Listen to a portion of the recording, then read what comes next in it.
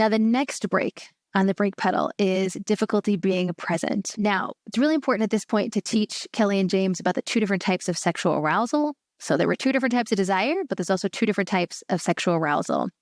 And these two different types of arousal really play into difficulty being present. So here's how I'll describe it to clients. There are two different types of sexual arousal. First type is that physiological arousal. So that's the vaginal lubrication, blood flow to genitals, warm tingly feeling in genitals, an erection. Second type of arousal is your mind arousal.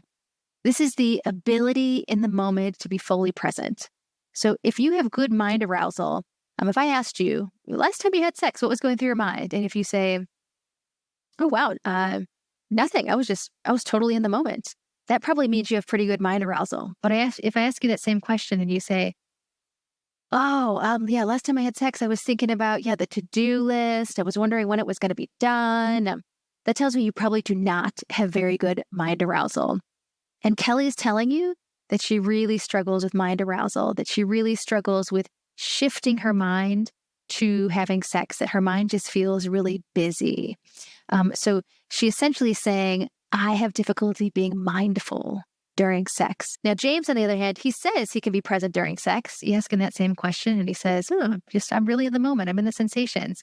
But then he does say that he worries that Kelly is not into or enjoying the sex they're having. So he finds himself being a little bit hypervigilant of, well, what's that facial expression? What's this? Does she just want this to be done?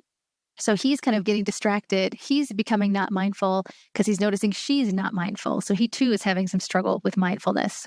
And mindfulness is the ability to be really present in the moment with whatever is going on. And mindfulness has been shown to improve sexual desire. It's actually been shown in women particularly to improve sexual desire, sexual arousal, and even orgasmic function. And then mindfulness has been shown for men to improve erectile function. Mindfulness is one of the best interventions for low sexual desire. And both Kelly and James would benefit from learning mindfulness and really incorporating it into their sexual relationship. Now, one of the best ways to teach mindfulness in the context of sex therapy is through these exercises called Sensate focus.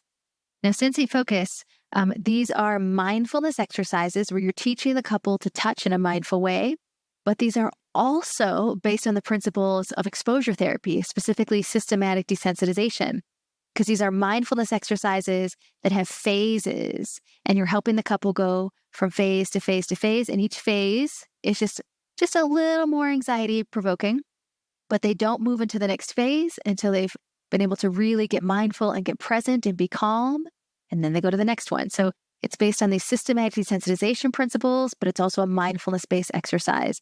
I'm going to teach the first 4 Sensate focus exercises to really help you get your couple started in these.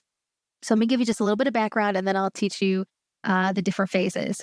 So Sensate focus, these are touching exercises. They're a series of touching exercises that do not involve sex. You are helping your couple create a blank slate. And this is how you can sell it to them, that you're really helping them create a blank slate in their sensual physical relationship. There are 10 phases to this exercise. Again, I'm not going to teach all 10. That's really beyond this course today, but I'll be teaching you the first 4, which is really enough to get started. These are touching with no pressure, no demand. There is no expectation. This is a hallmark feature of these exercises. No pressure, no demand, no expectation. And they're mindfulness in that when you're touching, you're focused on sensations. That's why they're called Sensate focus. So imagine touching your partner and you're focused on 3 sensations: temperature, pressure, texture. Temperature. Is this warm? Is this cool? Pressure. Is this firm? Is this soft? Texture. Is this rough? Is this smooth? TPT. Temperature, pressure, texture.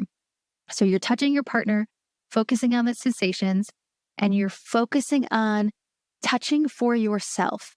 So you're not touching your partner thinking, oh, what's going to please them? I wonder if he likes this. I wonder if she likes this. Nope. Touch for yourself. So as you touch, how does this feel for me? What temperature, pressure, texture do I feel? And that's so important because, again, Sensate focus is no pressure, no demand, no expectation. And the moment you start to think that I've got to touch my partner to please them, now that's some pressure, that's some demand, that's some expectations. We don't want any of that. You're touching for yourself, focusing on sensations. Typically, couples set aside 20 to 30 minutes to do this exercise. But some couples say, we don't have that time, or I don't feel like I can possibly be present for 20 to 30 minutes. So you really can tailor it and say, well, what about a good 10 minutes or 15 minutes? So you can really negotiate with the couple how long they want to do this.